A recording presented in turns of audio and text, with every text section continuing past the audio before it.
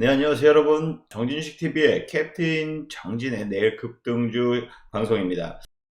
오늘 6월 17일 셋째 주 금요일 장 마감했는데요. 아무래도 시장이 굉장히 좀 출발 자체가 하락 출발했습니다. 미국의 3대 지수가 모두 큰 폭으로 하락하면서 좀 유럽도 급격하게 금리 인상을 했었고요. 전 세계 각 중앙은행들이 금리 인상 기조를 보이면서 어저께 미국 증시 크게 하락했었고, 우리나라 증시도 오늘 시작부터 마이너스 1.7% 양대 지수에 하락 출발했습니다. 코스피 지수는요, 물론 하락 출발을 보였지만 계속적으로 그래도 이런 개파락분 마이너스 1.7%를 만회하는 흐름이었고요. 대신에 좀 강하게 상승분을 다 만회하지 못했습니다. 450포인트 달성하지 못하면서 440포인트로 마감했는데요. 마이너스 0.4% 하락 마감했습니다. 아무래도 기관이 오늘 모처럼 매수세를 확대하는 흐름이었고요. 개인들도 매수세를 좀 나타내는 모습이었습니다. 그 다음에 외인들의 매도세가 좀 거셌어요. 아무래도 글로벌 경기 침체, 달러 강세 요인으로서 외인들의 자금 이탈 현상이 계속 나타나고 있다. 그래서 오늘 코스피 지수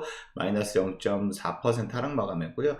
2440포인트로 마감하는 이러한 모습이었습니다. 자, 코스닥 지수도 역시 마찬가지입니다. 출발 마이너스 1.7% 넘게 하락 출발했습니다. 그리고 나서 추가 낙폭을 보였지만 780포인트는 그래도 지켜내는 모습 보이면서 반등 장세 이끌었고요. 장 막판까지 하락분을 좀 만회하려고 했지만 결국 800포인트는 만회하지 못했고요. 798포인트로 마감을 했습니다. 마이너스 0.4% 똑같아요. 코스피하고. 하지만 수급적인 면에서 좀 달랐어요. 개인들의 매수 확대 이러한 모습을 보였고요. 또 외인이 매수세를 보였습니다. 처음엔 매수세, 매도세, 오후 들어서 매수세 보이면서 매수세로 마감을 했고요. 코스닥은요. 그 다음에 기관들이 매도 확대를 보이면서 좀 손이 바뀌는 모습을 보였습니다. 코스닥 지수 같은 경우에는 이런 식으로 수급 흐름이 진행됐었다. 결국에는 800포인트는 다시 찾지 못했다. 이렇게 보여주고 있습니다. 오늘 좀 점점 낙폭이 거세지는 모습이에요. 솔직히 저는 이때까지만 해도 어느 정도 좀 지지이 되지 않을까라고 봤는데 오늘 개파락부터 출발해서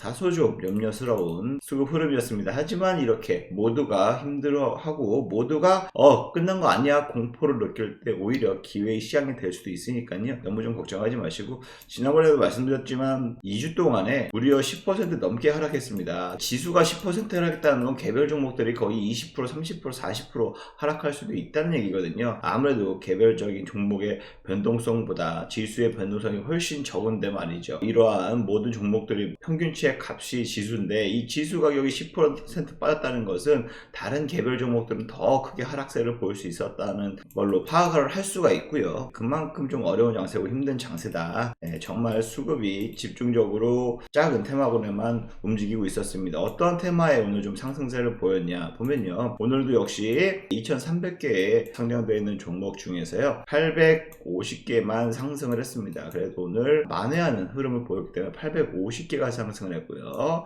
1420개가 하락을 했습니다. 대체적으로 하락이 앞서는 장세였다라고 좀 볼 수가 있죠. 1420개가 하락이었고 850개가 상승한 종목, 대체적으로 하락한 종목이 1.5배 많았다라고 좀 볼 수 있습니다. 그 중에 좀 강세 테마, 바로 풍력 테마, 오늘 신재생 테마 쪽으로 좀 강세가 보였고요. 막판에 좀 오후 들어서 건설기계 대표적인 게 우크라이나 재건 관련주로 부각되면서 건설기계 막판에 우린 PTS 상한가 현대보다 20% 급등했고요. 그 다음에 조선 플랜트 역시 마찬가지로 조선업도 오늘 좀 강세를 보였습니다. 천연가스, 제가 말씀드렸죠. 천연가스, 곡물 아니면 천연가스는 아무래도 계속적으로 공급 부족 현상이 나타날 수밖에 없기 때문에 수급이 다시 되돌아올 수 있다라고 좀 말씀드렸고, 그동안에 좀 눌렸던 종목들 반발 매수세에 좀 유입되는 모습이었다라고 좀 볼 수가 있습니다. 이런 식으로 대체적으로 좀 그동안에 좀 강세를 보였던 종목들은 좀 약세를 보였다, 이렇게 볼 수 있고요. 비철금속, 반도체, 화력발전 6개, 대부분의 좀 반도체, 태양광 이쪽이 좀 약세를 보였어요. 다시 좀 아쉬운 흐름이었지만 어쨌든 뭐 대부분의 섹터와 종목들이 하락을 했기 때문에 특별한 이슈가 있어서 하락한 섹터는 아니었다. 시장 흐름에 맞게끔 하락하는 모습을 보였다라고 좀 볼 수가 있습니다. 이렇게 시장 마감 일주일 정도 마감을 한 내용 흐름 말씀을 드리고요.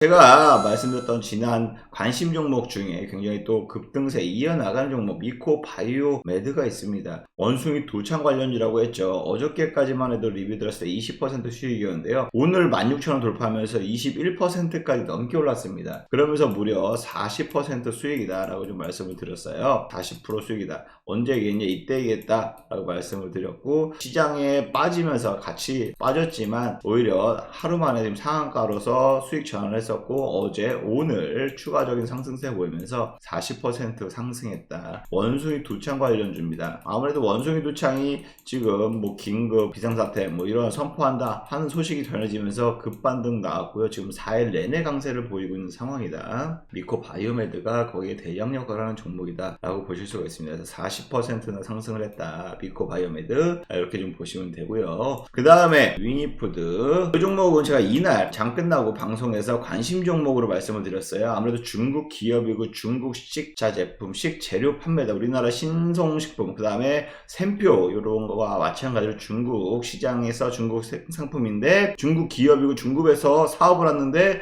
우리나라 코스닥 지수에 상장되어 있는 회사다라고 말씀을 드렸어요. 물론 식자재 공급 대란일 때 이렇게 좀 급등했던 여력이 있기 때문에 샘표 요거가 좀 같이 움직이는 경향이 있습니다. 샘표, 신송홀딩스 이랑 좀 같이 움직이는 모습을 보이고 있는데, 아무래도 얘가 대장이고 그 다음에 얘가 2대장이에요. 얘가 3대장. 왜? 중국 기업이니까. 하지만 이날 많이 올랐거든요. 얘랑 얘는 많이 올라서 어제도 막 상한가가 막 이렇게 했었거든요. 하지만 얘는 충분히 수급적으로 강한 흐름이 있습니다. 상한가 갈 정도의 힘이 있는 종목인데 어저께까지 좀 조용했다가 오늘 좀 출발 자체가 강하게 12%나 올랐거든요. 오늘만. 그렇기 때문에 제가 이날 말씀드리고 나서 계속적으로 야금야금 올리고 나서 12% 지금 수익이에요. 아무래도 걱정 없이 계속적으로 좀 올라와 있기 때문에 이 방송을 보시고 매수하신 분들은 충분히 두 자릿수 이상의 수익은 얻으셨을 텐데요. 수익 진심으로 축하드리고요. 아무래도 지금 식량난이 좀 우려가 되기 때문에 중국의 또 봉쇄령 해제가 또 식료품 난이러기 때문에 이러한 식품 업체들 아무래도 주가에 크게 이슈가 작용할 수 있고, 이러한 상승 모멘텀 단기적으로도 충분히 이어갈 수 있는 이러한 종목이다라고 말씀을 드리고 싶습니다. 그래서 오늘 여기까지 급등 종목 두 종목 리뷰를 해드리고요. 이 영상이 도움이 되셨다면 구독과 좋아요 꼭 좀 눌러주시고, 만약에 내가 매매 포인트를 잡기 어렵다, 내가 혼자 매수하기 어렵다 하시는 분들은 하단에 010-2575-4441 여기다가 문자만 보내주세요. 체험이라고 문자 보내주신 분들에게 제가 체험방에 초대해드려서 시장 상황도 말씀을 드리고, 이렇게 좀 어려운 시장에서 어떻게 멘탈 케어를 해야 되고 어떻게 대응 전략을 세워야 되는지에 대해서 말씀을 드리니까 그 부분도 많이 좀 도움이 되실 겁니다. 그렇게 좀 잡고 가시면서 이 지금 자리, 이 종목, 이 지금 자리 괜찮습니다. 어느 종목 얼마에 매수하세요 라고 추천까지 드리니까요. 그 점 참고하시면서 주식 투자하시는데 어려운 장세에도 성공 투자 되시길 바라겠습니다. 오늘 방송 여기까지 하도록 하겠습니다. 일요일날 제가 이번 주 주간 수익률 급등했던 종목들 리뷰하는 시간 잠깐 갖고요. 그 다음에 6월 20일 월요일날 급등할 종목 3종목 관심 종목 같이 공유를 해드릴 테니까요. 일요일날 다시 뵙도록 하겠습니다. 감사합니다.